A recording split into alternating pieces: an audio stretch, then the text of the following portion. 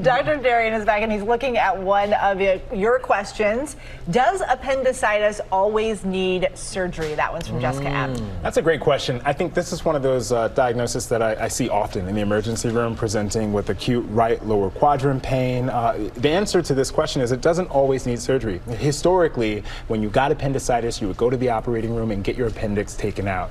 Now, studies have shown that up to 70% of people can benefit and have their appendicitis cured at that moment with just antibiotics.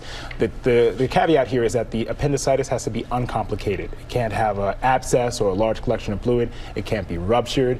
But the risk here is that although that 70% can benefit from antibiotics, you still have your appendix. So there's still a risk that it might come back again. So many patients still opt to get it surgically removed. All right, your prescription for wellness. A question that many parents are asking as we start school: when do I know if my child is ready to go back to school? I think that this is an important conversation, so I wanted to give some quick tips on how you should evaluate your child.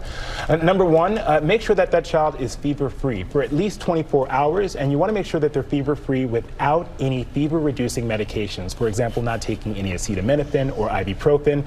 Also for GI symptoms, if they're having nausea, vomiting, diarrhea, you want to make sure that that has completely stopped before you send them back to school. I know that that seems like common sense, but sometimes kids still get sent back.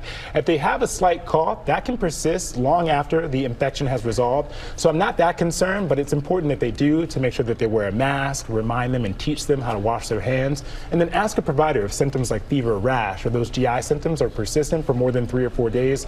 They should be evaluated by their pediatrician before they go back. You know these kids are smart these days. Ella always has a tummy ache. Oh, she's always the same way. Yeah, it's hard. You can't see it. You're like, is that really a tummy ache? But you know, the one thing about parents, they can always tell when their kids are fibbing. Somehow my mom figured it out. Oh, you know. That was never fibbing. Yeah. All right, folks, we would love to hear from you, so please hit us up on Instagram with all of your medical questions for Dr. Darien at ABC GMA3.